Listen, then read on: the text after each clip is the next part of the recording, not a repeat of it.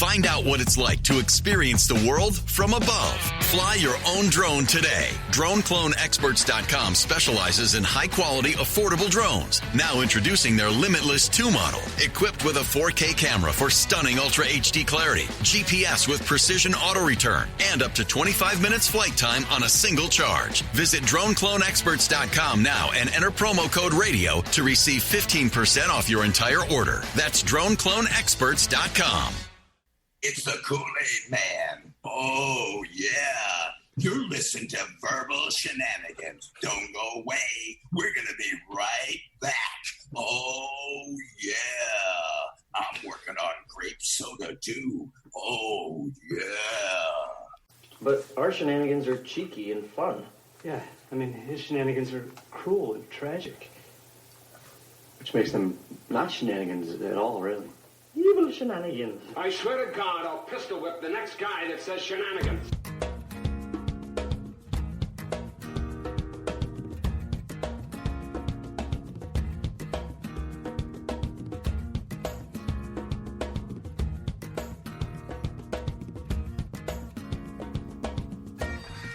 All right. Back again, Mike. Back again. Feels like it's been a little while. I don't know why.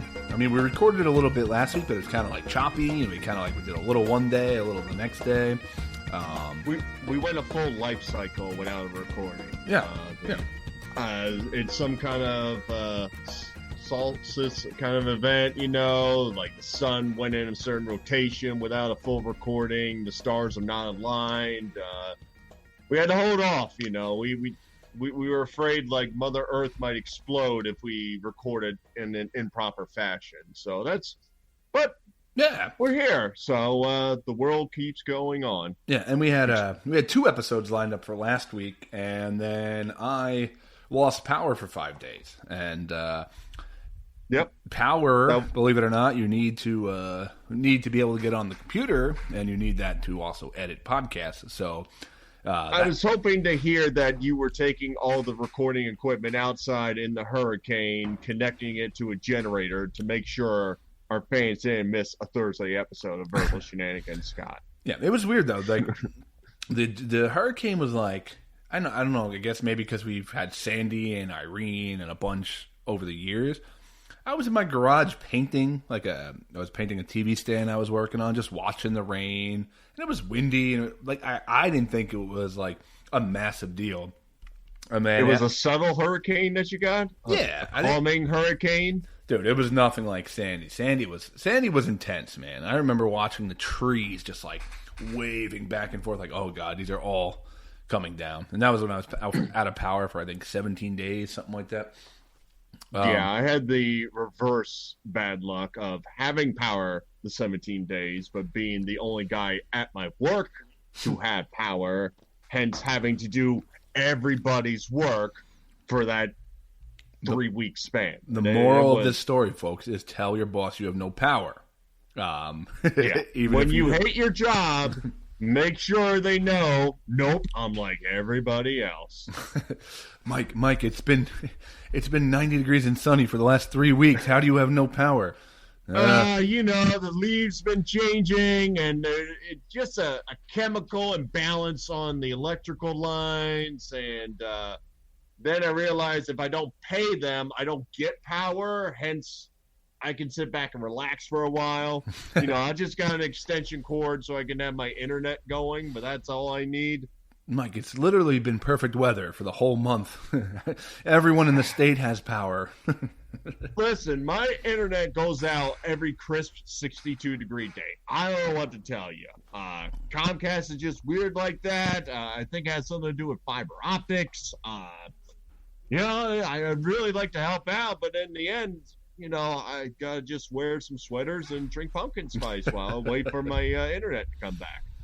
Yeah, so the storm knocked the power out, and then as I drove around the next day, I was like, okay, yeah, there's a lot of trees down and whatnot, but it's luckily it was like cool the last 3 days as opposed to the last 2 weeks, and today, which is like 1,000 degrees outside. So we did luck out with that, but it was almost a blessing in disguise because when I bought this house, it came with a generator, and I have no clue. Like, I know how to start a generator, but it has like the house hookup, and I had no clue what I'm doing with that. There's all these circuits and things like that. So a friend of mine came over and kind of fixed up the generator for me, and we couldn't get it going. It would start for 30 seconds and turn off. And then I'm standing in front of it. He's doing like cleaning out the lines and adjusting things, and all of a sudden you just hear like some giant backfire, and I'm standing and I thought something hit my leg, I thought I blew my balls off, and the generator ran amazingly after that. Never, no problems. So it must have had So it was your testicles that got in the way of the generator. That's correct. What happened. Like the generator's like, listen, I gotta move your boys lefty and righty out of the way, and then I'll power your house. Yeah, I mean, realistically, it was probably maybe like a nest or like just dirt or a clog, because it's been in the shed since I moved here, so God knows how long it was before it was even used. But we got through it. We got power back just yesterday.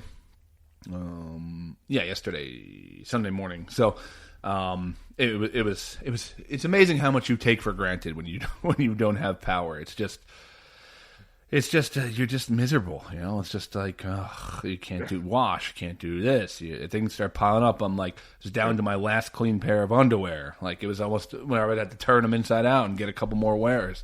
But my buddy Carl, the Carl system, one pair of underwear can last you 4 days. Good old Carl. It's gross. It's so gross. Yeah, for those who don't know, I used to work with a guy. He went up to one of our offices, and he had to basically stay up there, and he had the loudest conversation with somebody in our department where literally everybody can hear him, where he's like, I've been here for 4 days, I've been wearing the same pair of underwear. And then when somebody asked him, there's a Walmart 10 minutes down the road, why don't you buy a pair of underwear? He's like, don't worry, I've got them inside out. And he shared it for the entire group, something that you should never have to share with your coworkers. Yeah. That, I'm a pretty laid-back guy. You want to say a dirty joke, you want to say something risque, I'm like, okay, whatever, I'm not going to complain. Tell me the current status of your underwear. I got to talk to some supervisors. Yeah. Brutal honesty right there. Yeah, underwear is basically 24 hours max, man. Like, if you're going from one morning to the next morning and continuing your day the next day, that is horrifically gross. It's the one. I think a while ago I put a post out on what's acceptable. Like, a shirt basically is 24 hours. Like, you can't, especially as a guy. Like, I sweat. Jeans you could wear 5,000 times in a row. Underwear, as soon as that's off your body, it doesn't go back on your body. Socks only in emergency. Like, if you wore them a little bit and you're just like, okay, I got to throw them back on real quick, it's okay. But you're pushing it 24 hours if you got socks on. And if you sleep in socks, I don't know, it's a little weird. I can't do it. I'm half and half. It depends on the weather with socks. You just have one sock on, just your left foot. I'm very sensitive about the temperature, so it's like every night it'll always start like in a certain way where it's like, all right, blanket on, socks on, and then it will go blanket on, no socks, and then it will go blanket off, no socks, and then it'll go no blanket, socks, then it'll go that weird thing where you have like one leg out and one leg under the blanket. Yeah, don't you also individually have little socks for every other toe? Like, you have like big toe, no sock, next toe, little sock, middle toe, no sock. Yeah. I like to go by lefty 2-4 and righty 1-3-5. I mean, I'll live and die with that combination. But it never caught on. You've been preaching that for years. It just never seemed to caught on. I don't know why. Yeah, and I think people had complaints because I wore them with flip-flops, which I think is different than wearing a big sock with a flip-flop. I think individual toe socks can be worn with flip-flops. I don't know. I have different colors on, so it's almost like my nail paintings, I don't get it. Maybe it's the Jersey way. I don't know. But anyway, if you are just tuning in, if this is your first time listening, that is Mike there. I am Scott, and this is the podcast that we like to refer to as Verbal Shenanigans. I know you hear this over and over again if you're one of our fans, but we're kind of a radio style, I guess you can say, podcast. We talk about life and stuff, then we always bring on an interesting guest. Today's guest is fantastic, by the way. We'll get to him in just a few minutes. And then we play stupid games and whatnot. We've been doing this podcast for about 6 years. So if you are new, welcome. Look it up. Yeah. I'm one thing I'm glad that when the power went out was that I finished Kingdom, which is a show on Netflix, right before, basically like the day before I finished it and the series. And if we talked about it, I think last week a little bit.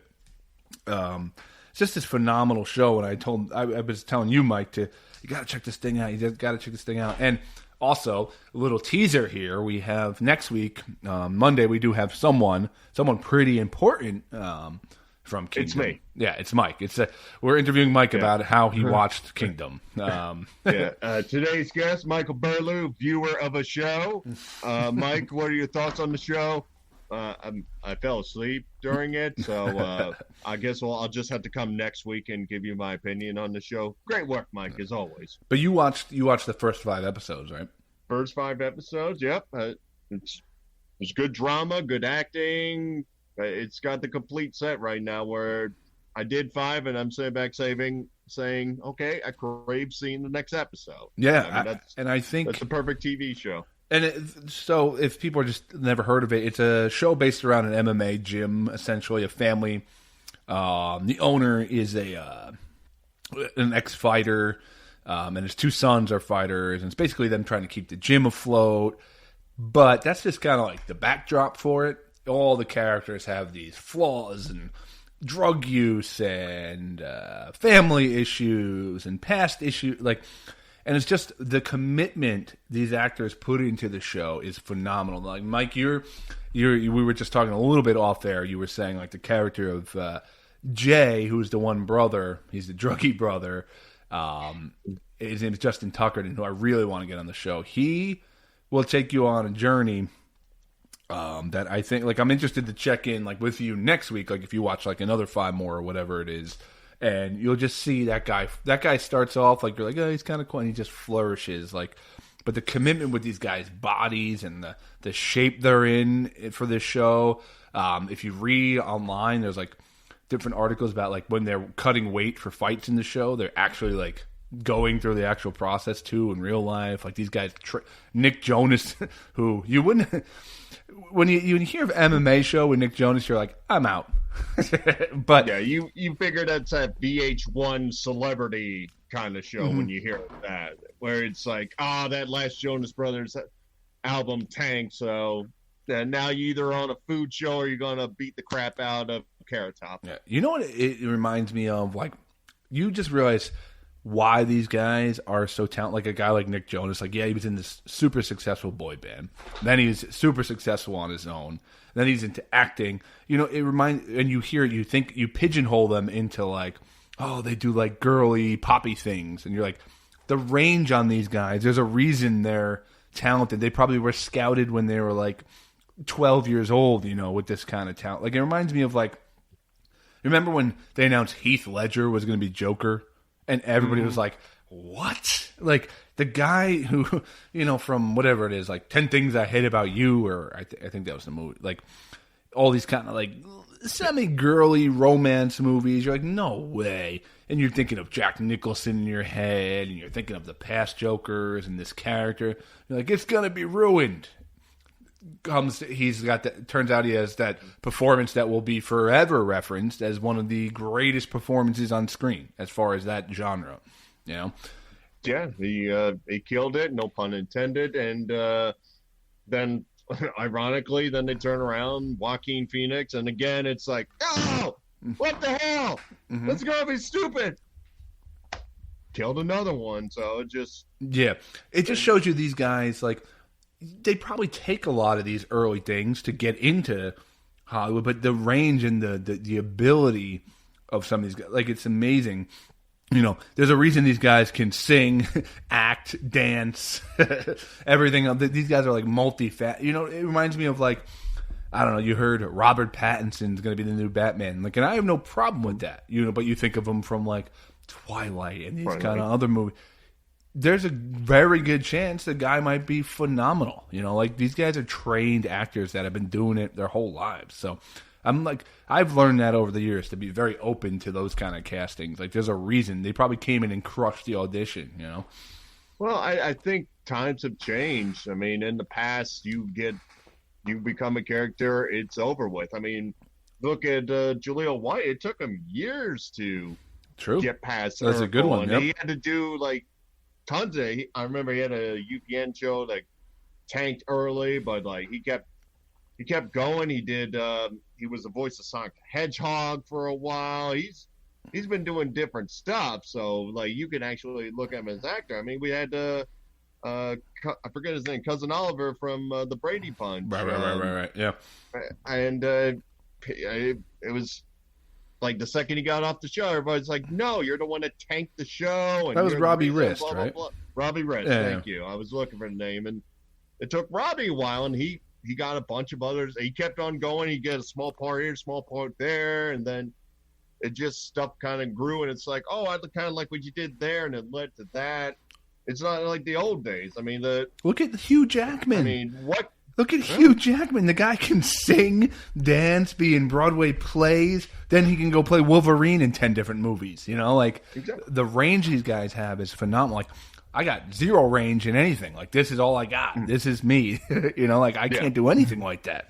You know? Scott, we want you to do a sports podcast. No, I can't fathom that. What is the thing with the ball? No. Well, ironically, that is our problem. We can't stay on one topic, so that's kind of accurate. Like, I could never be like, you're doing you're only interviewing athletes. I'd be like, oh, all right. You know, like there's so much more out there. I don't know, but yeah. So Nick Jonas, I know we went a long way out, but Nick Jonas will have a long career, and Cass from Gilligan's Island died without another project. That's a difference in times. Well, I don't know. I think that's kind of a good segue into our guest. We can save some stuff for right after our guest, but our guest tonight. Okay, so I was hanging around, or I was listening to a podcast. And, Bert Kreischer was talking about how he drinks a gallon of Kool Aid a day. And him and Tom Segura were laughing about it nonstop and whatever. And I don't know, it somehow got on a topic with my friend about Kool Aid and whatnot. Like, after that, I was like, hey, you drink Kool Aid? Like, when's the last time you had Kool Aid? And then I started thinking of the voice of the Kool Aid Man, you know, like, oh, yeah, you know. Sure enough, I reach out to Frank Sims, who was our guest coming up, who was the voice of the Kool Aid Man. Now, I knew nothing about him. Did some research, and it turns out the guy has a world of experience with some different things as far as, like, performing with David Bowie and Madonna. He's a singer. He's in Grand Theft Auto. He's done a million different things. And so we got Frank on the podcast, and the interview is one of my favorites of the year. He's absolutely hysterical. He's got a lot of funny stories. He's really energetic. So I think we both enjoyed this one immensely. So yep, it could be an early Verby contender. Just throwing it out there. It's going to be a stacked pile there come end of the year. Verbies are going to be go through. Outrageous this year. Outrageous. The amount of interviews we've done this year and the amount of good ones we've done this year continues to grow. Got a lot of good feedback on Phil Pritchard, by the way, last week. The keeper. We might have to do Verby Olympics where we have to give out a bronze, a silver, and gold in a category. That's how stacked we are. Not a bad idea. But, yes, a very good interview. Really, really fun. Frank is a sweetheart and a really interesting guy. So, without further ado, here's our interview with Frank Sims. Oh, yeah.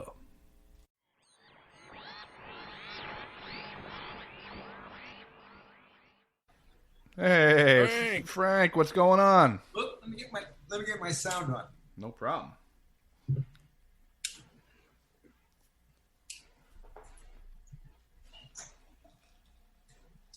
Okay. We hear you. Oh, I hear somebody. That's me. That's Scott. This is Mike. Blue shirt with a yellow clover leaf or something. Oh, that's me. That's our podcast logo. I'm Scott. That's Scott. Yeah. This is Mike waving at you. That's Mike, the other guy waving. Hey, Mike. Frank, how are you, man? Sir? Where are you guys coming from? Well, we started in New Jersey. I'm still in New Jersey. Mike's in Georgia. So we're doing this. We've been doing this a couple years now, very far apart, but we've been able to keep it together. So how about you? Cool. I'm living in right next to the Chrysler Building and the UN Building, and smack in the middle of New York City. Okay, so you Nice. Have you? We got a lightning storm and everything going on now. Us too. If you hear thunder or you see me get struck by lightning, it's because we're going through the same weather here. So, so I mean, Frank, thank you for giving us a few minutes here. It's pretty cool. I got in touch with you. It's funny because you when I emailed you, you're like, so how'd you hear my work? I'm like, well, one day I was sitting there thinking about, I don't know, the topic of Kool Aid came up with my friends or something like that.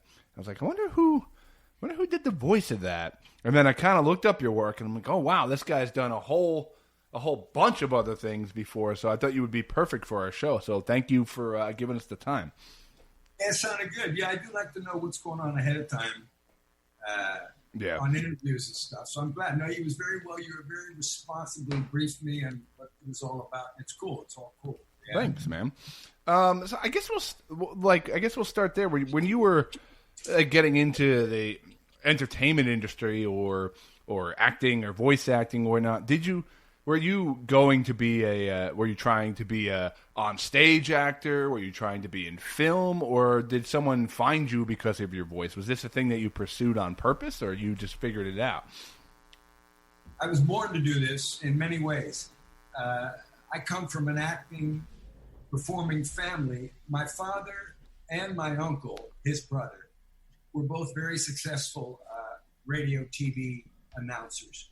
And singers too, but they didn't do it for a living. Right. But they were very professional, very well-known radio and television announcers. My father did the I Love Lucy show. Oh, wow. And the Candid Camera show. And all that stuff. The Gary Moore. And he did many quiz shows and stuff. So he was one of the top New York announcers. And his brother, my Uncle Hank, was in L.A., and he was doing all the Quinn Martin productions, the FBI. Barnaby Jones. Yeah. That was my Uncle Hank. And that was from when I was when I was literally 3 and 4 years old. My whole family's born in Tulsa. My dad wanted to leave Tulsa to try what was like in the big cities. So he wanted to go to New York. So I remember when I was 3 and 4, before we left Tulsa, my dad was a country western announcer at a place called Cain's Ballroom, Cains, which is still in operation today. It's not doing a lot of country western now. It's doing a lot of all kinds of music, rock, everything. But it's still around. And I can still remember this incredible feeling that hit my heart of walking in Cain's Ballroom and seeing all the neon lights and the shiny lacquered polyurethane floor. And I'd go up to the bandstand and I'd see the drums and the cymbals and the shiny lacquered guitars and the amplifiers with their pilot lights and the whole thing and the lights. And oh my God. And the music it just drove me crazy. So it's very simple. My whole life I stayed in music, but not professionally trained. Right. I studied guitar from a jazz guitar player when I was in high school, but it was just very peripheral. Kind of just learned the vocabulary of what A through G meant, in sharps and flats. Right. Pretty much it. But it was all visceral singing. I'm going to get into a band.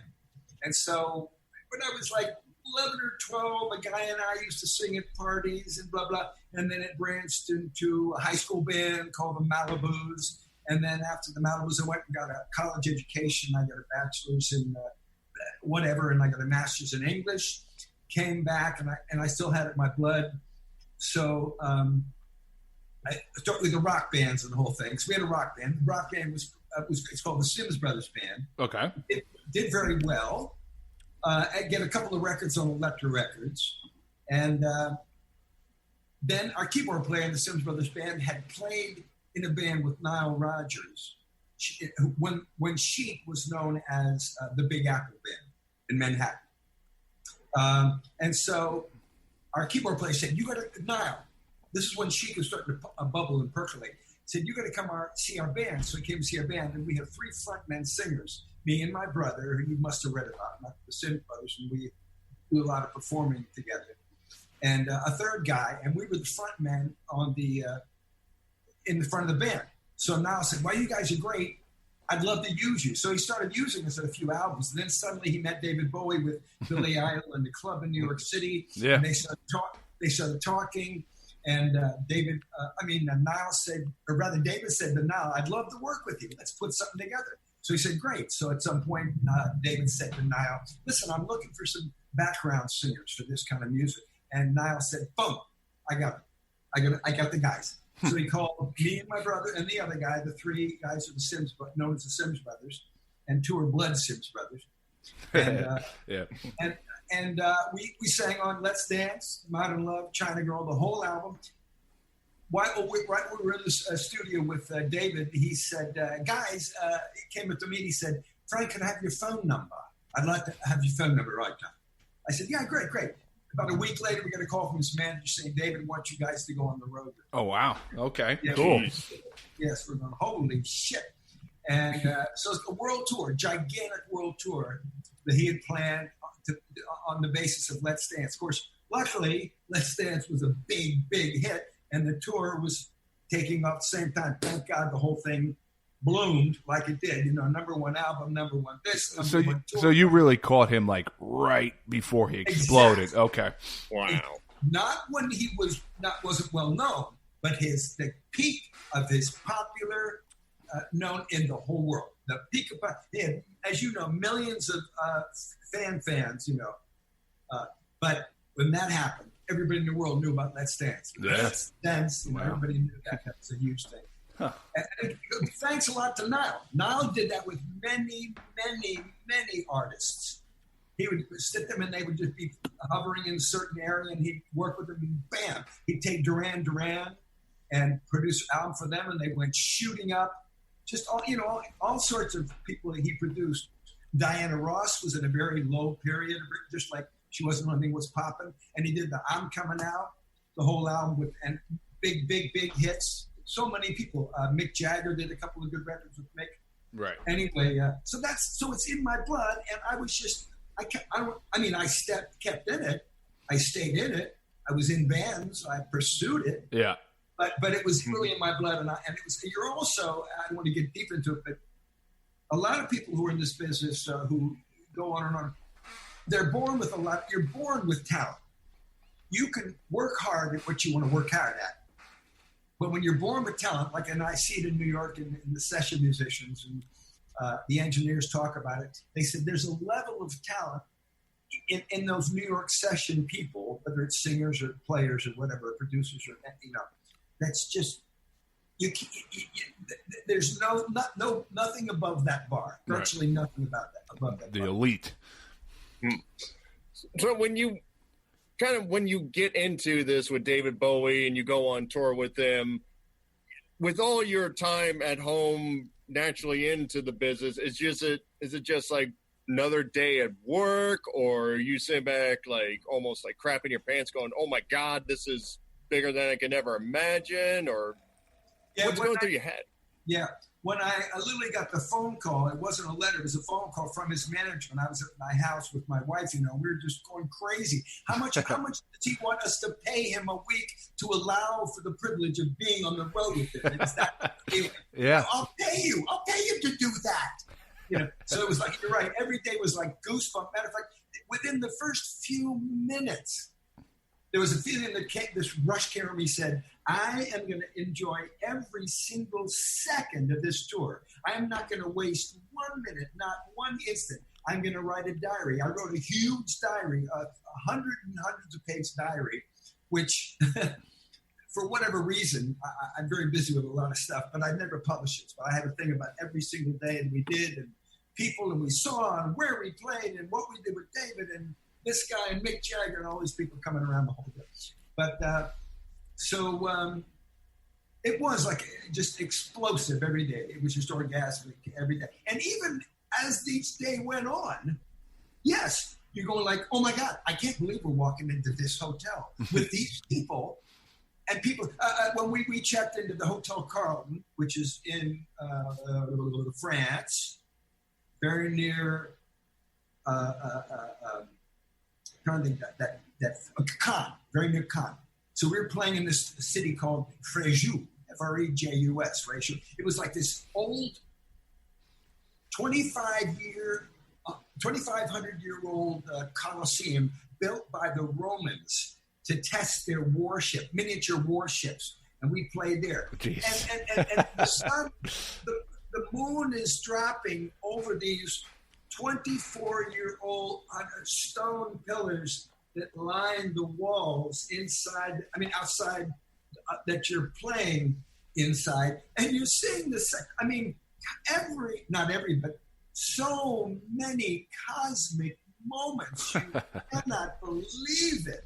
So because it was David. When that had nothing to do with me, I just appreciated it. But that's the nature of David. That's what he brought with him. And it was never any place. So we're walking to the Hotel Carlton, and we're with David, and we turned out that all these giant, beautiful, traditional French, lovely, probably 200-year-old rooms are connected just by a door, So we open all the doors. We're discovering it one by one as we check into our rooms. Yeah.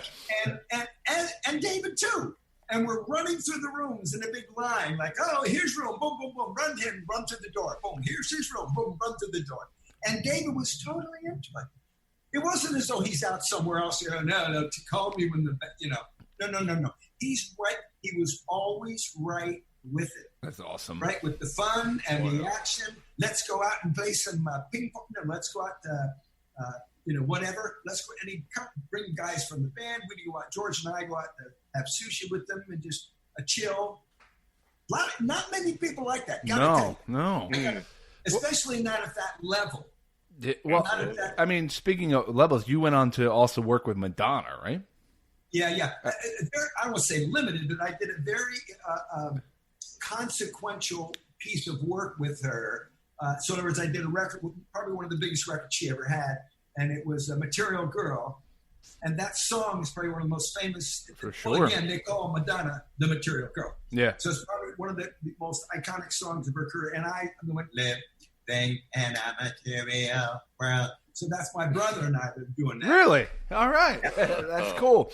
Yeah. So again, that's super iconic. And so I didn't tour with her, and we were just there for 2 or 3 days, and she was there, but doing the record and hanging and talking and making up parts and doing what we do with it. We sang every song in that record except for Like a Virgin, where there are no background singers, there's only Madonna. And we sang in everything, and we actually kind of covered her. What do I say by covered her?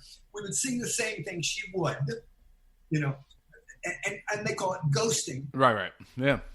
That deal. So we'd sing with her, and then that would get mixed in. So again, she was not a very professional singer. That was only maybe that was her first big deal album. Yeah, that was early, She had Holiday and that shit with Jelly Bean Benitez before that, but I think the Nile thing obviously was the biggest. So that was just, so we ghosted her to give it that smooth, slick, and then Nile, we were all working on that. So we pretty much are singing with her on many things, many of those things we're singing right up with her. And it's cool. That's really, Bowie and Madonna levels, there's not much higher than that as far as household names. There really isn't. Yeah, and we work with Jeff Beck. I also consider Jeff Beck one of the most amazing talents in the world. George Benson, Dionne Warwick. I work so many just kind of different kind of people. Now, when you're working with all these big names, do you go into any job feeling differently or have to prepare differently, or is it just Frank Sims, you get him whatever the job is? It does vary, but often if you're, let's say, singing with George Benson or Dionne Warwick or somebody, or Cyndi Lauper, I sang with Cyndi, there's a group of people who often have sung together before, so we're friends. And if we're not friends, there's a sort of a vocabulary that the singers kind of can dig if you're in that arena and if you've been doing that. And so you communicate with each other, but often it's just people we know each other, especially when you're playing with Niall. And we would know there was a group of singers, maybe 15 singers he'd use for different sounds and grooves and situations. So we know each other. But on the other hand, somebody'd say like, hey, Frank, I want you to go out and really do this, and I want you to sing all 3 parts for a particular sound. And my brother say, okay, George, and I want you to do these other parts because you have a different sound than Frank, even though you're brothers, and you blend very, very well because we've literally been singing together for in this 60-year vicinity, somewhere around 60 years. That's it. Yeah. So we've got this thing, as you know, like the Everly Brothers, that we're hypnotized in sync with each other, and yet the individual sounds of our voices, we can bend them to each other, but are quite different. So it makes it very interesting, it just gives another texture, widens the texture of the single voice, one voice great, but make this, and it's got double, the greatness and stuff. Well, I'm sitting here bragging. But I mean, it's fun to do that. And it's fun to have somebody to blend with like that, and where it's just like, wow, I'm in Zen. I'm in, that's it. Because when you sing with those people, and also, my brother, and also many other people who we sing with, Venice Thomas, who was Rufus Thomas's daughter, the pedigree, the people you're singing with, you cannot believe it. Yeah. Okay. Sissy Houston and Whitney Houston, these are people that were in that group. Of course, Whitney went on to have a career. Luther Vandross was in that group. Wow. Went on to have a career. But this is the pedigree you're talking about of the people who were singing with each other, who I got to sing on records with, in commercials with, and on movie soundtracks with. And it's just a blessing to see these people walk through the door. And it's often, to answer your question, a very similar group of people, because hey, these guys are guaranteed to do the job. We know they do it. They can adapt. They get the things quickly. They don't make mistakes. Yeah. They remember. Time is money too, right? When that comes to that. Yeah. Oh yeah. Well, we did. By the way, I'll tell you a cute story of when we did Madonna's album. One of the phrases that came out of that, and she was very, she wanted to make everybody stick to the job, what we were doing, and make sure paying attention and keep working. Kind of like, kind of bitchy, I guess you would say, but in a nice way. Yeah. And she was just the beginning, but anyway, she would walk around at certain times, and if anyone was kind of sitting around the wedding room, she'd go, "Okay, time is money, and the money is mine." Jeez. She was fun. So how do you your voice acting career?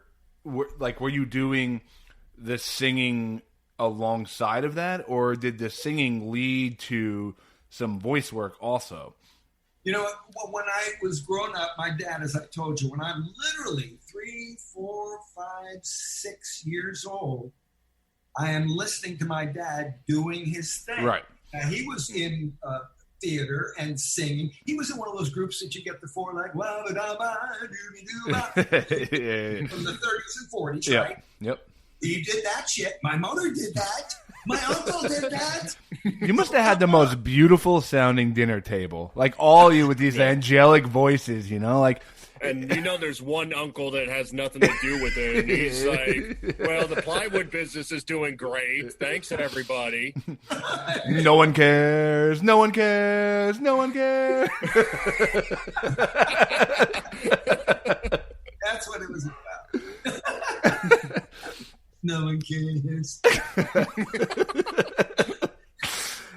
Yeah, so are you simultaneously doing these two? Yeah. So, because of that influence, I was always hearing both music, and loving music. So I started living, obviously, at the same time I was loving Elvis and Bill Haley and the Comets in the early to mid 50s. So we're talking, I was really listening seriously. I was born in 47. So around 52, 53, 54, 55, really getting a real deep thing going on there. So that's your early Elvis and the Bill Haley and other stuff. And then you're getting into the Beatles a little bit later and the whole thing, the English kind of thing. So I was deep into it. So then when I got into doing commercials, which was a likely offshoot of when you're off the road with the rock stars, there's a huge opportunity to do commercials for Pepsi and Coca-Cola and that stuff. So there was a group of people that did that, and a lot of them had come out of the record business. So then then there was this business, as you asked, just running concurrently in a parallel way of the voiceover community who was on these same commercials. So the singers would come in, you know, like Pepsi Cola, you know, and then we said like, hiya, Bob. And Bob would come and say, you know, Pepsi Cola hits the spot. And so we say, hi, Bob. And then so I'm thinking, wait a minute. And a lot of times during those jingles, let's say from something like Alka-Seltzer, the producer would say, hey, Frank, they want to hear how long the copy's going to be. Why don't you just read the copy for them, you know? And I knew from my dad and my uncle just how to do it. I knew how to read. I knew the timing.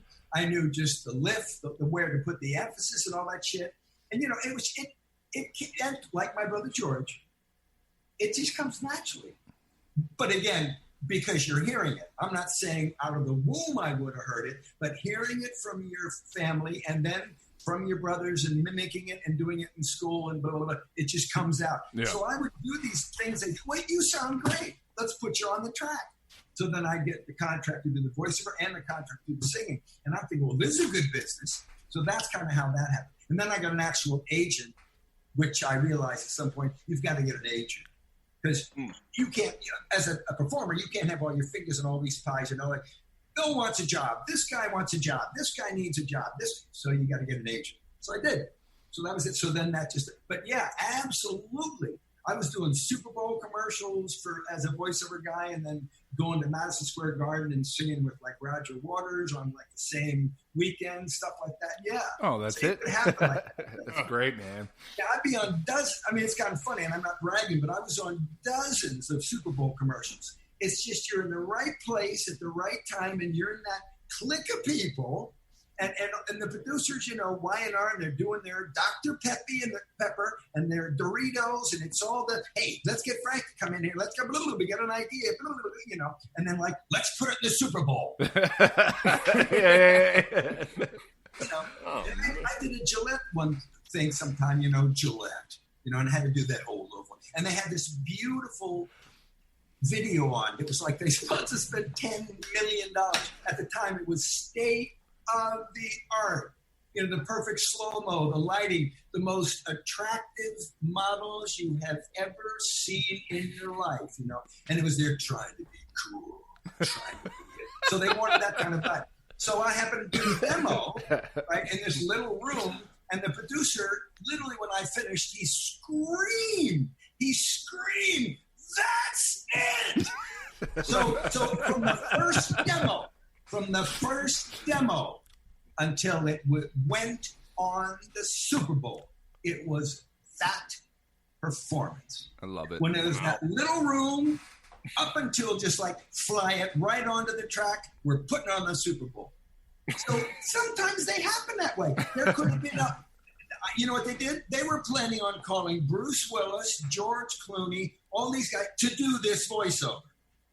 But, you know, hey, it happens all the time, To all us, they call us scale players because I'm not a celebrity. I mean, to people who know what I do, I'm a celebrity, but not to the general public. Right, you know? right. Wow. So they say, we need a celebrity. Out of curiosity, with everything that you've done with voice, are you the type that you got to have like an hour to get ready for stuff? Like, I need a little tea in my throat or something like that? Or are you just literally, you can wake up 4 a.m. and like, boom, here's the voice? Yeah, I just point my skis downhill and have someone push me. Matter of fact, most all the engineers, when they see me coming, as soon as I walk into the booth and close the door, they hit the record button. Because they're running a DAT. Every second I'm in that room, they're running. You know, I've had so many crazy performances that have gone on the air because they've taken it from a DAT because I've been screaming and doing. If you know the voices, you know, the Kool Aid Man and the Honeycomb Craver guy, these are crazy people. And the voices, you know, they're like possessed. You know, these are possessed. Yeah. So when I go in, to answer your question, I kind of do get warmed up. But you know how it is? It's not with the tea and shit. It's the minute I walk in the fucking booth. Yeah, I like it. I don't want to walk into the room and meet the people in the reception area and say hi. I'm not going to be an asshole there. that's not appropriate for me to perform there.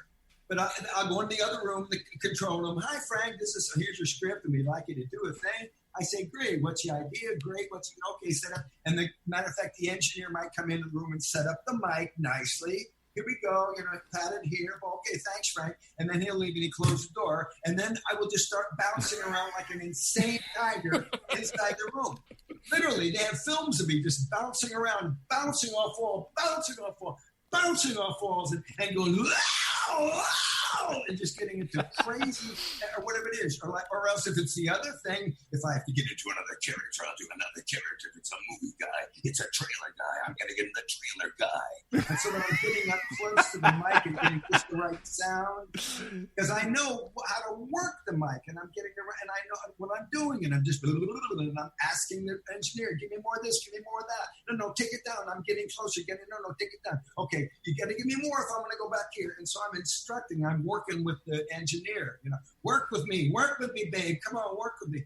And they're, all the good ones I've seen, there's plenty of them who do a great job at that. Yeah. And that's the exercise. That's the warm up. So I guess we got to get to the point where is the reason I reached out to you. How did the Kool Aid Man thing come about?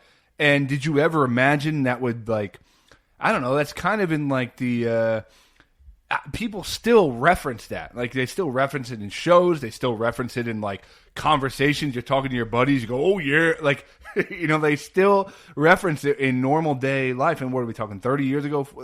Like, how did that come about? And did you ever think that would be this kind of, like, I guess it's kind of timeless is the word I'm looking for. Yeah, it is an iconic piece of American advertising. And I'll tell you, it's very simple. When I had an agent, and the agent said, hey, they want to audition somebody for the Kool Aid Man voice. Somebody said, well, they already got a Kool Aid Man voice. But they sent the auditioners, us guys, to the office. And the instructions were, okay, here's the deal. Kraft wants now the Kool Aid guy, who now just goes, oh, yeah. Which is pretty much all he did was, oh, yeah. if you listen back to the old ones, that's what he did. Yeah. So they said, Kraft now wants for the Kool Aid Man to speak copy.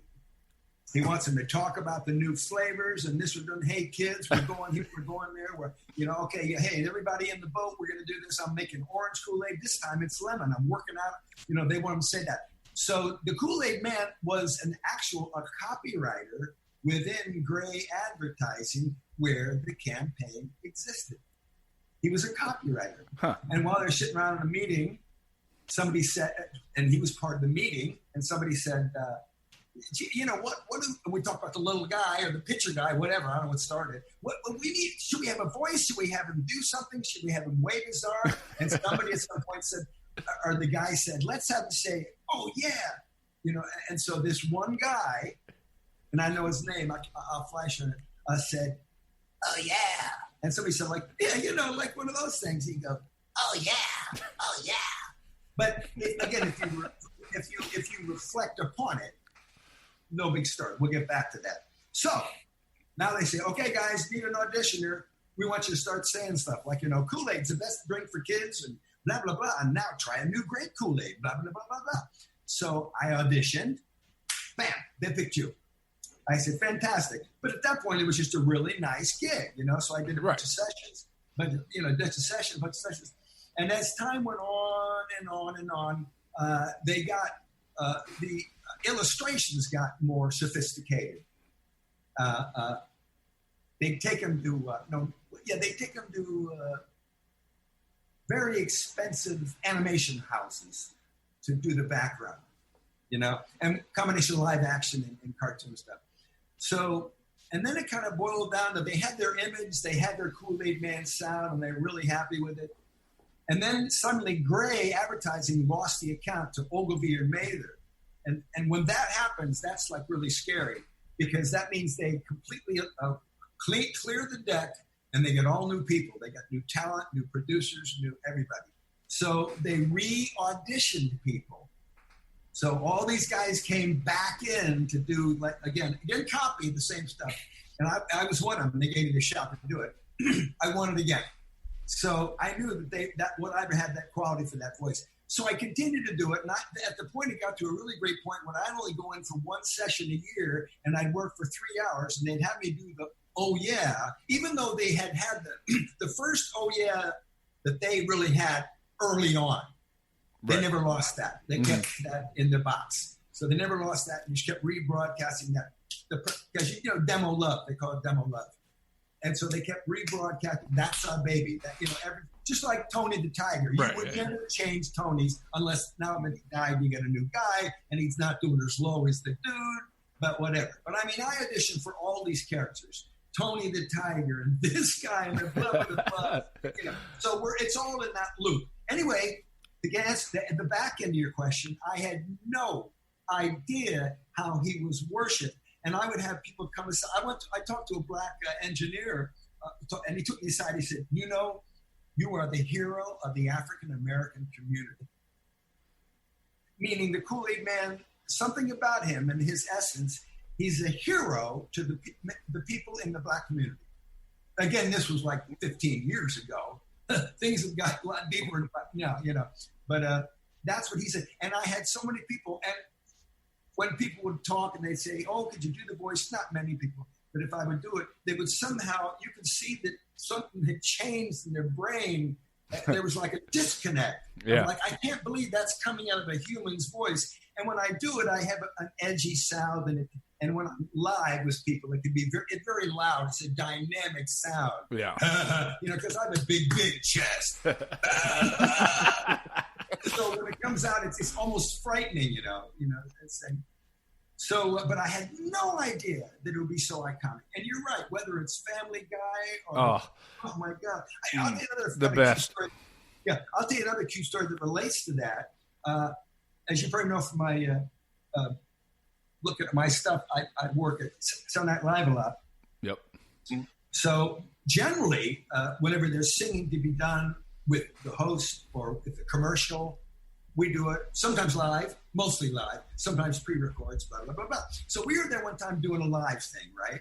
And what happens is you show up at 11:30, you do a rehearsal, you come back at about 2:30, you hang out, you have dinner, blah, blah, you do the show, blah, blah. It's all day thing. So I'm walking around and somebody says, "Hey, Frank." I said, "Well," they said, "they're looking for you in the studio." I said, "What do you mean? Why? What's going on?" He said, they're doing a Kool Aid spoof in there, Kool Aid Man spoof, and I told them that you were in the studio.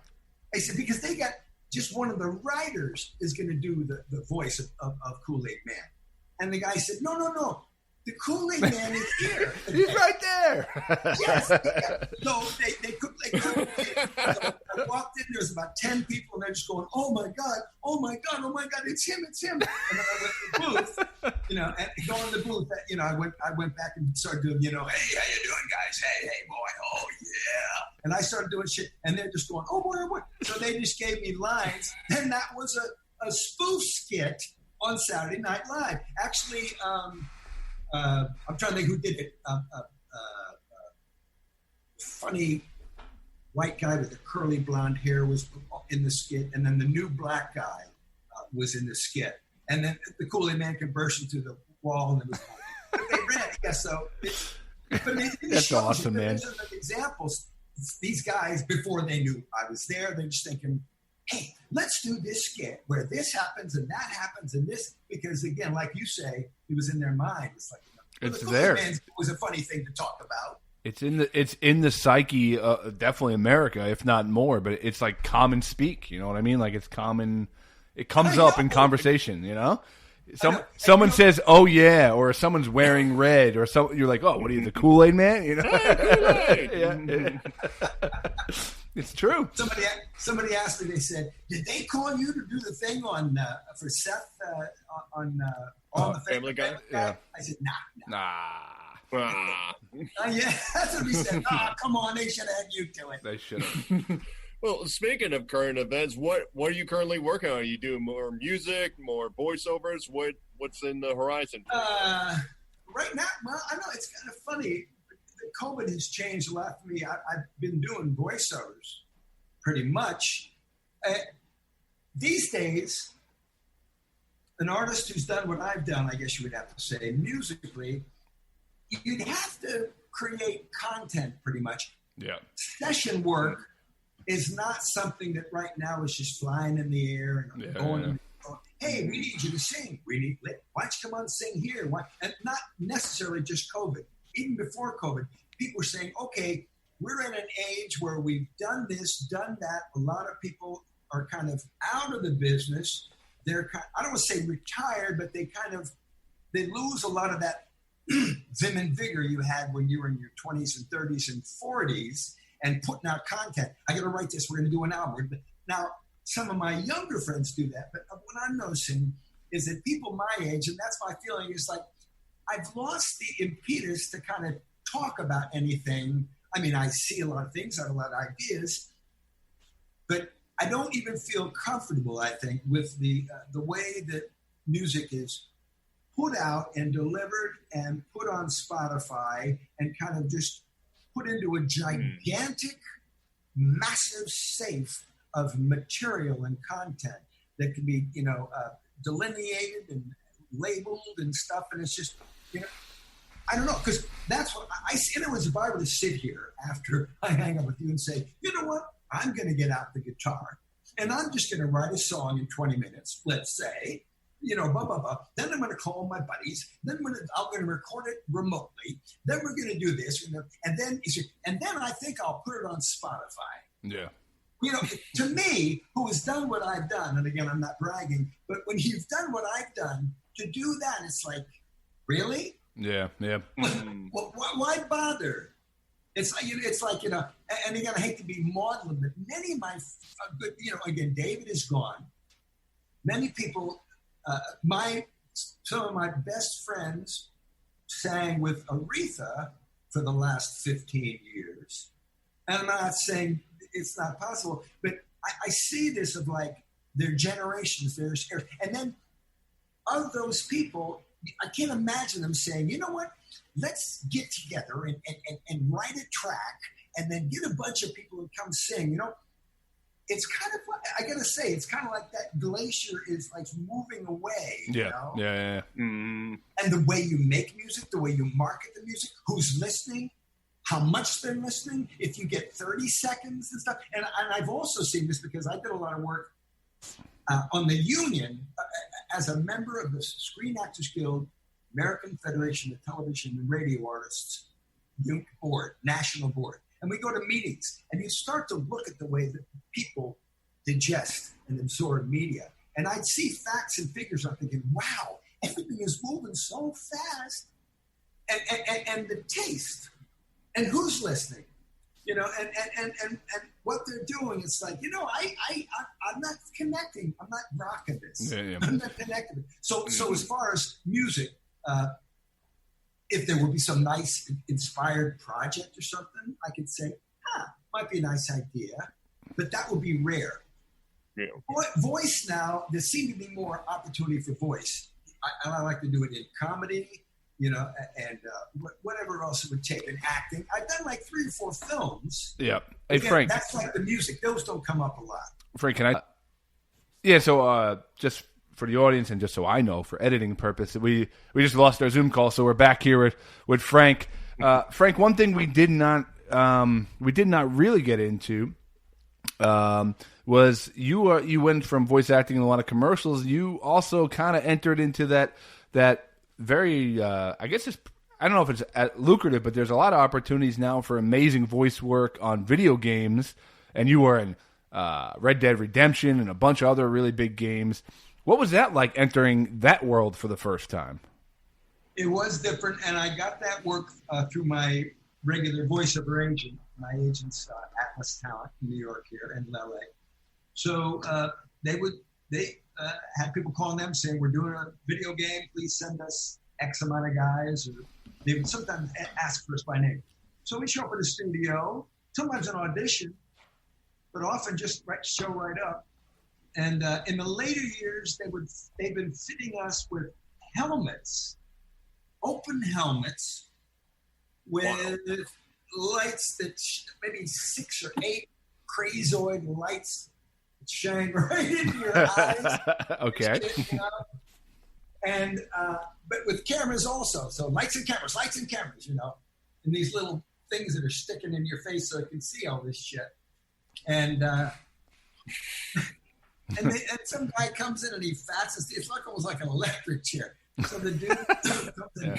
Oh my God. And it's too tight, man. The thing is too tight. They got to figure out a way to soften that band, you know. And so the band goes around, you know, your head, and they tighten it up and get these things. And the thing with me, as I told you earlier, I kind of am very physical performer. We can tell. Oh. So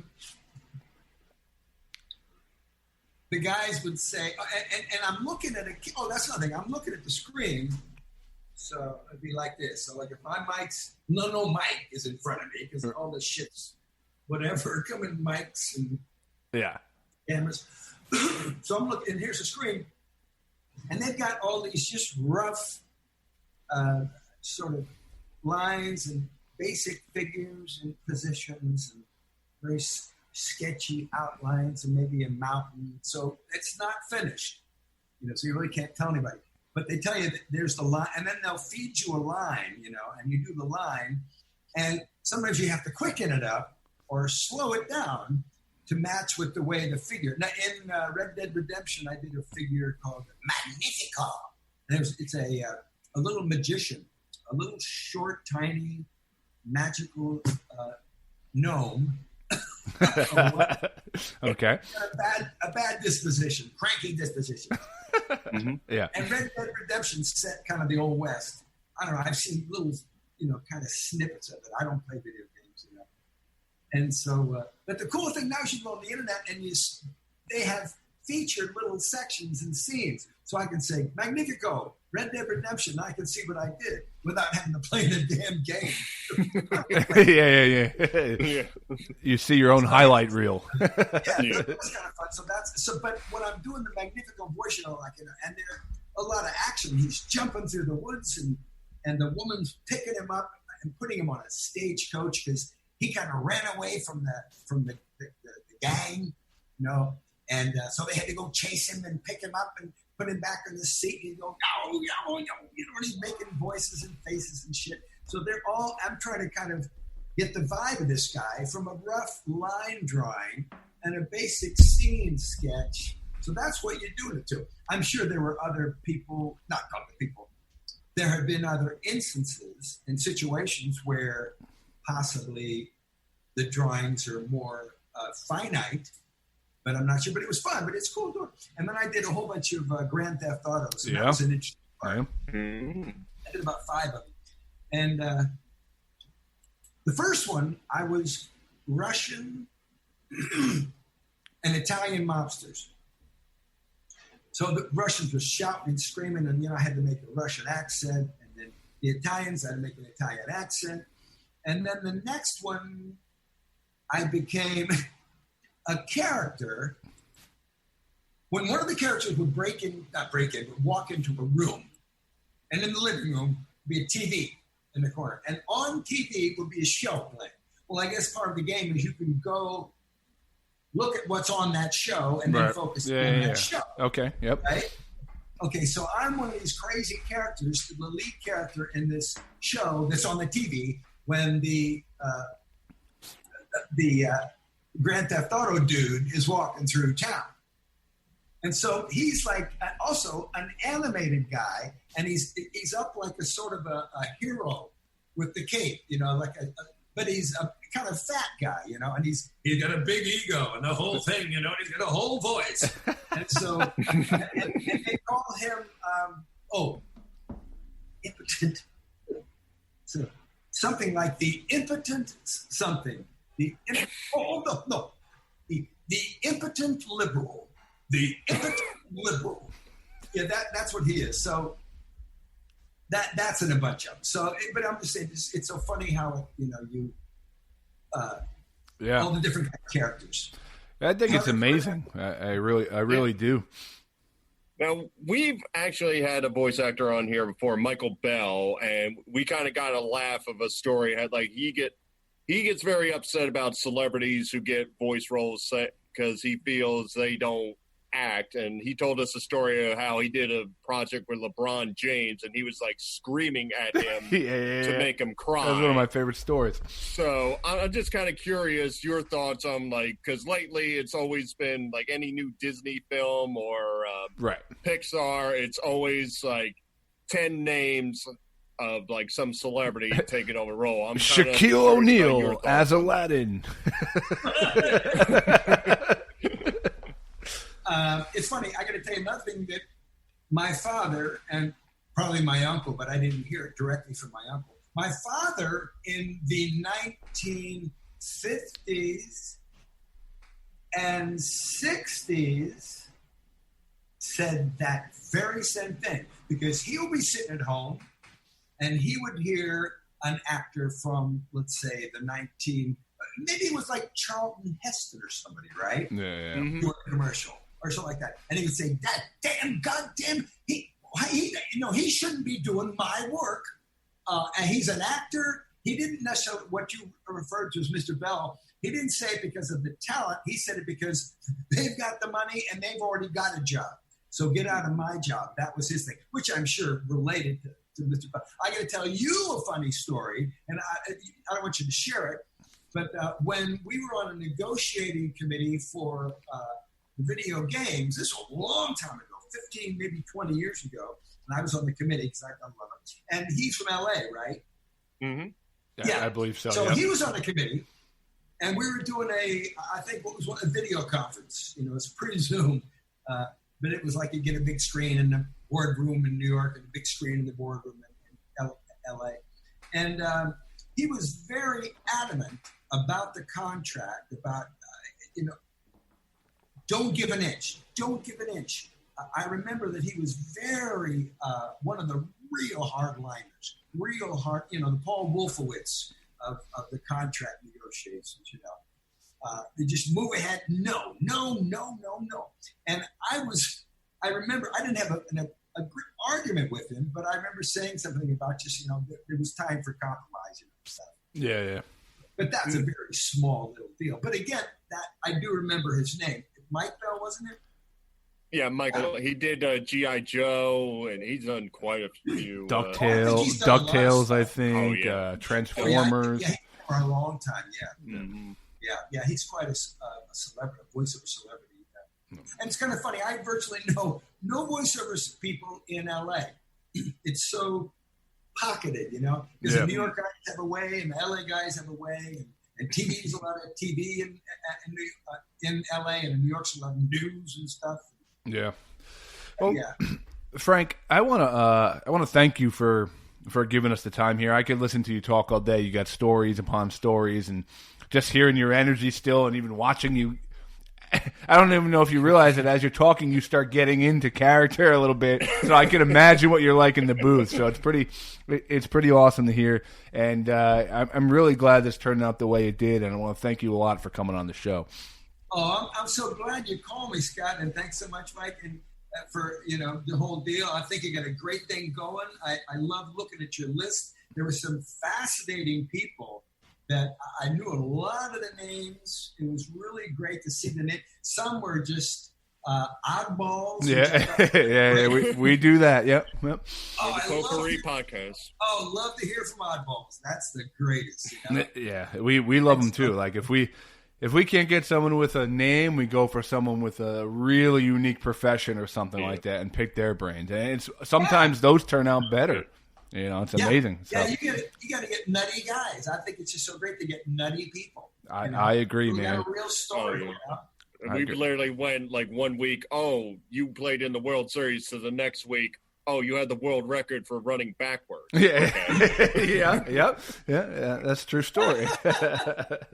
But Frank, thanks so much, man, and stay safe out there. And thank you. I hope to hear from you soon.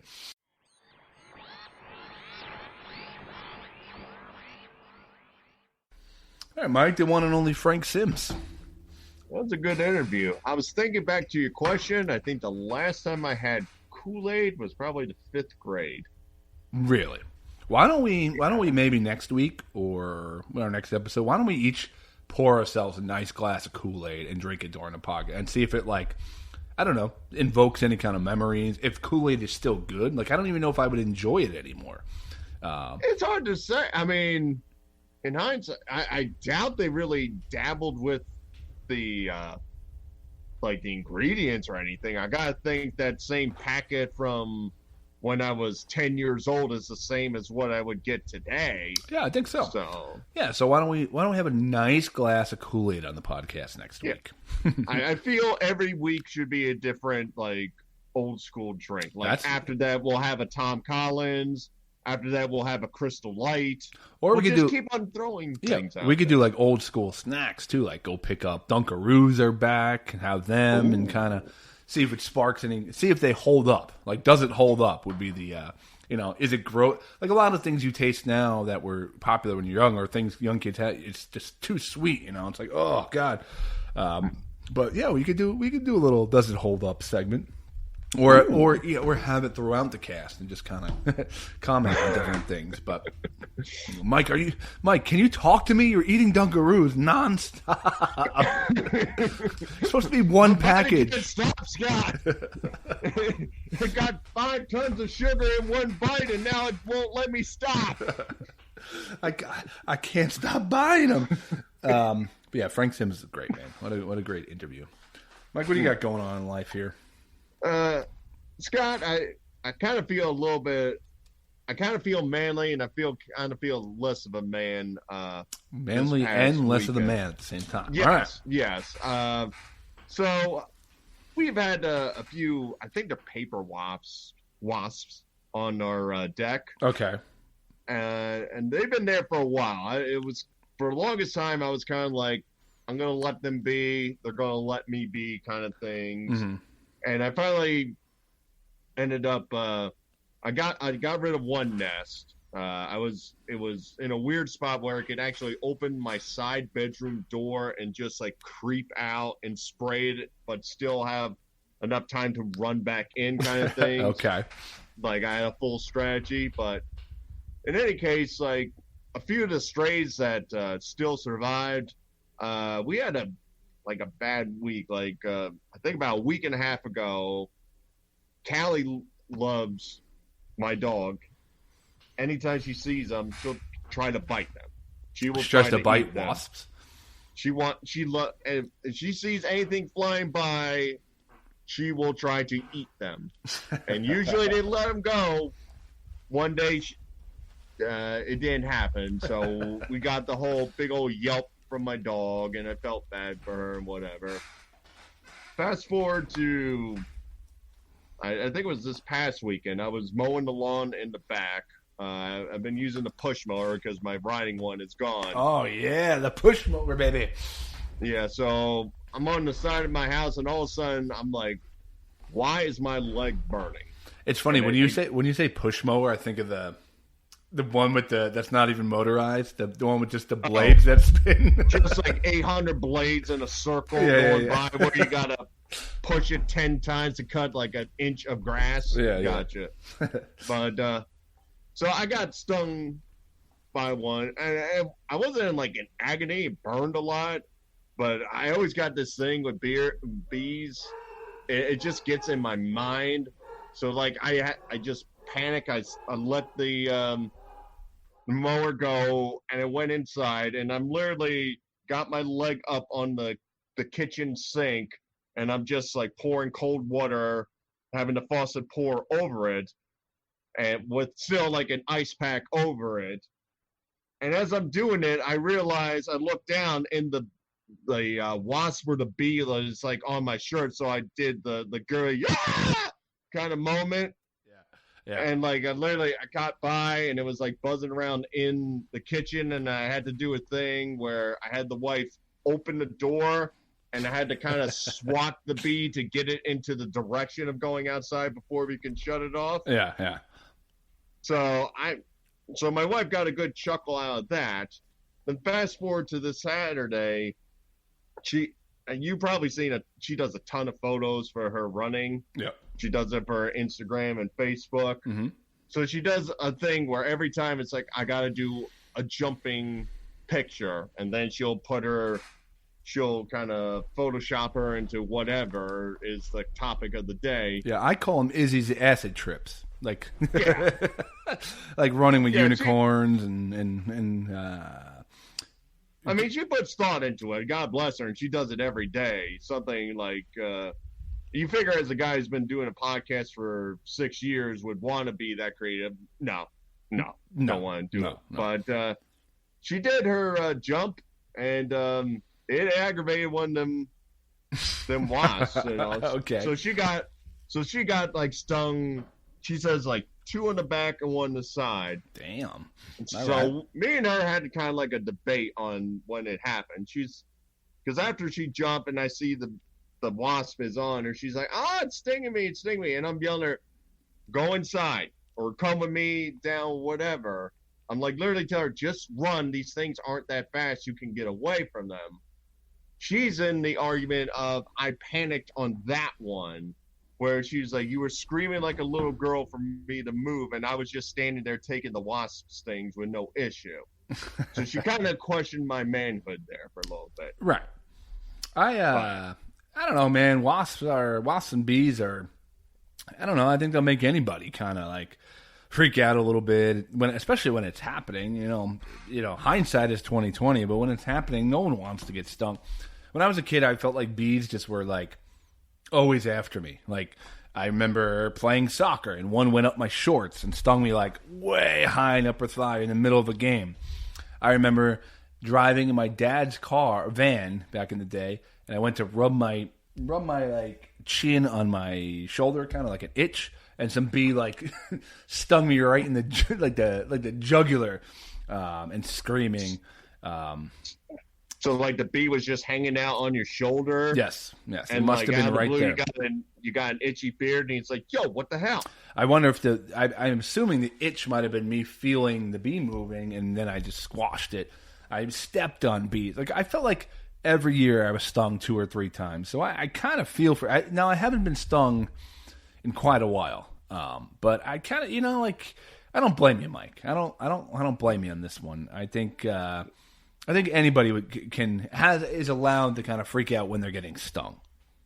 Yeah, I've had too many stories. Like, I remember as a kid, my ball went under the porch, so I went to go grab it, and we had like this old lawn chair that was like sitting there for like years, was never used, and it was like covered with water. I'm like, well, I got to get over this chair, so I'm going to just rip the mattress off and get to the ball. Yeah, so as I ripped it off, at first I'm like, wow, there's a lot of like cloth in the air, like tons of cloth in the air. To my chagrin, it's like, oh, that's a bee's hive, and I had to literally run for my life. And one like got me, and then like as I went inside, one literally was flying directly to my face. It was like somebody shot a gun and a bee was coming to my face. Right. It literally was streamlining in between my 2 eyes, which freaked the living hell out of me. It was talking smack. It was just like, yo, I'm going to get up in your face, man. Like, yeah. You can't handle us.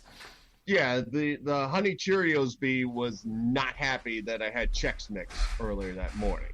That's what basically happened. Who do you think was the best like mascot from their era for food? We have the Kool Aid Man, obviously, from today, but you have the Honey Nut Cheerio guy. You got Tony the Tiger. You got the Lucky Charms leprechaun. Like, who had the most lasting? For me, yeah, it's probably not the number one answer for other people, but I always felt bad for the Trix Rabbit. You felt bad for him. Why? I felt bad for him. It's like every commercial, those smart-ass kids are just like, no, you don't get cereal. You're a rabbit. You don't get any of this. Shut up.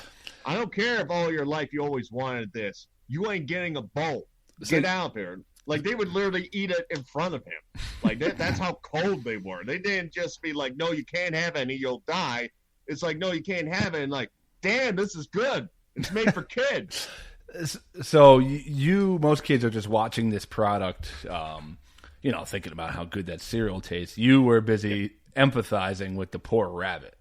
Yeah. You got heart of gold. Like, they could have ended like the series of commercials would just be like, here you go, enjoy it. So you just want like a nice family sit down meal with the Trix Rabbit, like they just all get along at the end. Well, I mean, I just felt like there should have been commercial. I mean, the Cocoa Puffs guy, he always got Cocoa Puffs in the end. He was more of like a drug addict. Like he would go cuckoo, like yeah. he just was fiending. He was like Florida man on bath salt. Yeah. Kind of deal.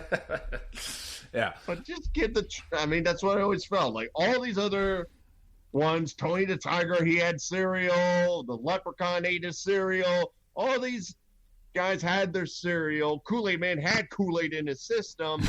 Give the freaking rabbit some tricks. Well, I'm sorry, pal. I'm actually curious which one of those, if they're all like Toucan Sam and all, if they're all still, because we would see that advertising when we watched kids programming, cartoons, and when now I don't ever see it because I'm not watching like kids stuff. Like I wonder if all of them are still around or not.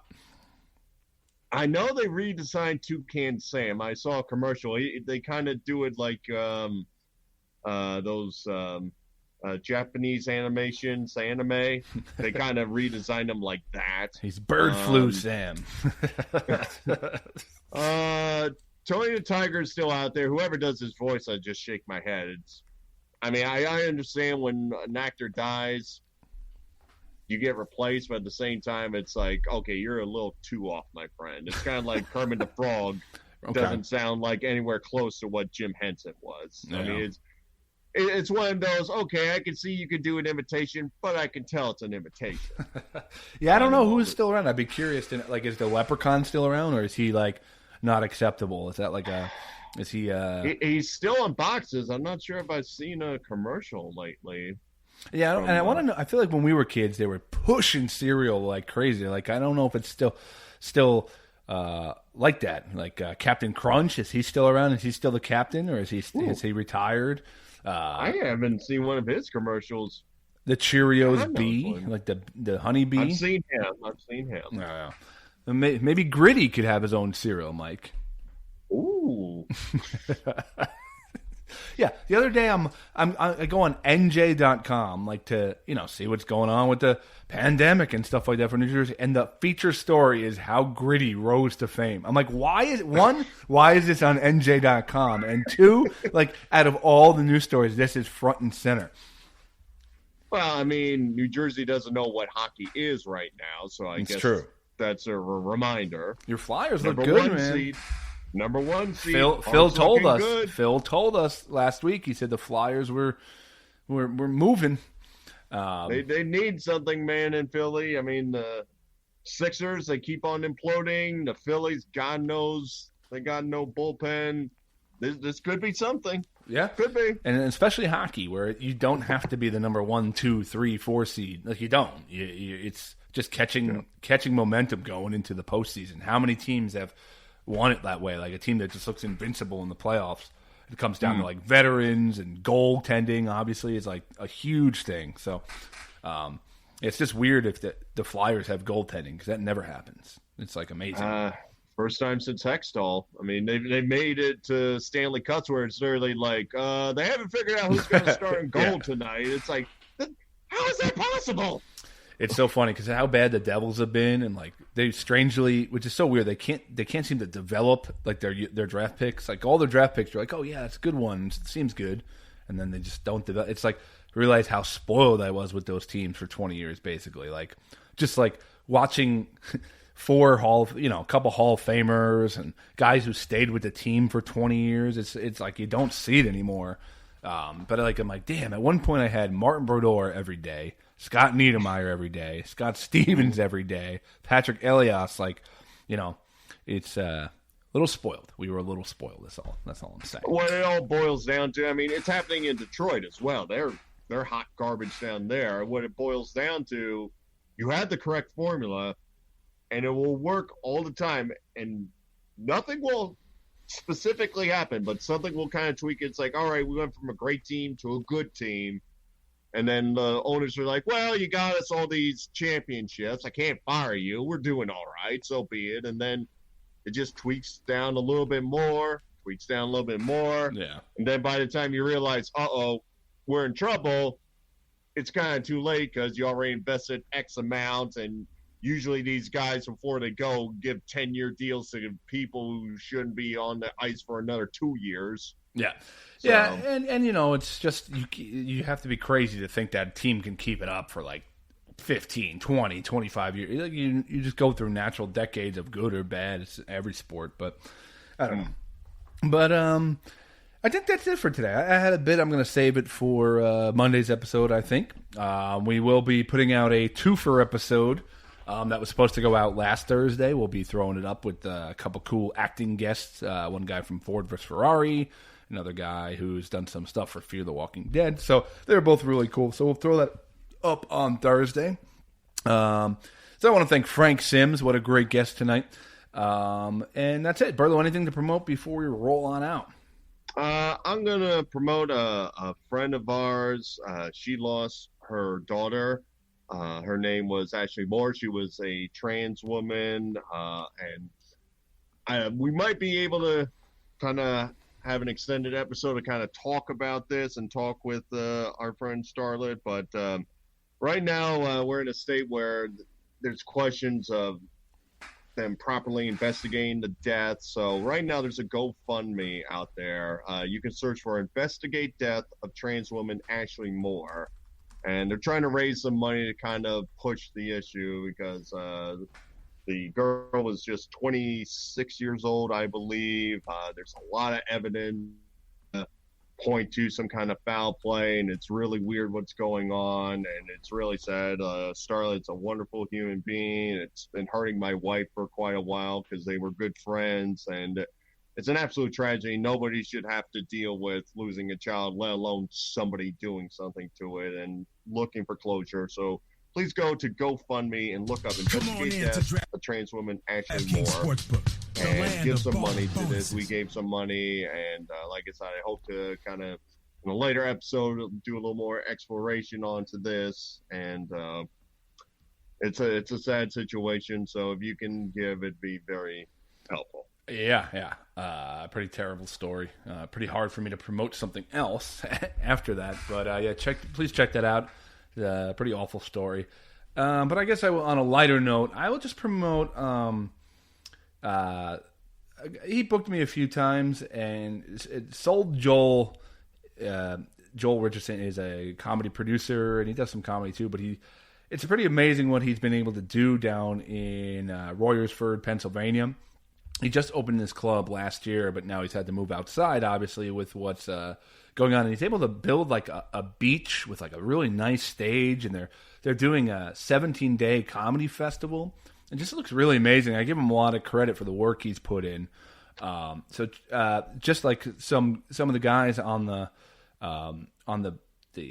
festival, they had Joe List, then Shulich, and Victor Bettetero, Sherrod Small, Mark Norman, Jimmy Schubert, Chuck Nice, Luis Gomez, Jessica Kirsten, Keith Robinson. So like some of the biggest names in comedy down there doing it, and he just looks like he does a phenomenal job. So go check out at souljoels.com, JOELS. So it's pretty cool to see comedy, finding its way still during all this stuff. So it's not the same, but it'll definitely helps, and it's definitely cool to see. So that's it, guys.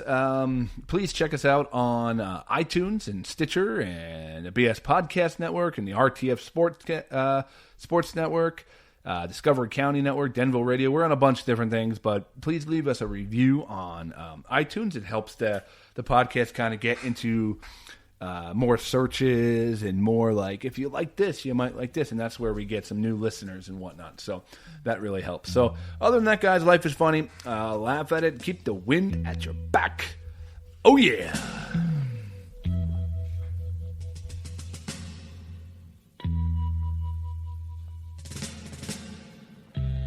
Ground control to Major Tom. Ground control to Major Tom. Take your protein pills and put your helmet on. 10. Ground control. control 9, to Major Tom. 8, 7, 6,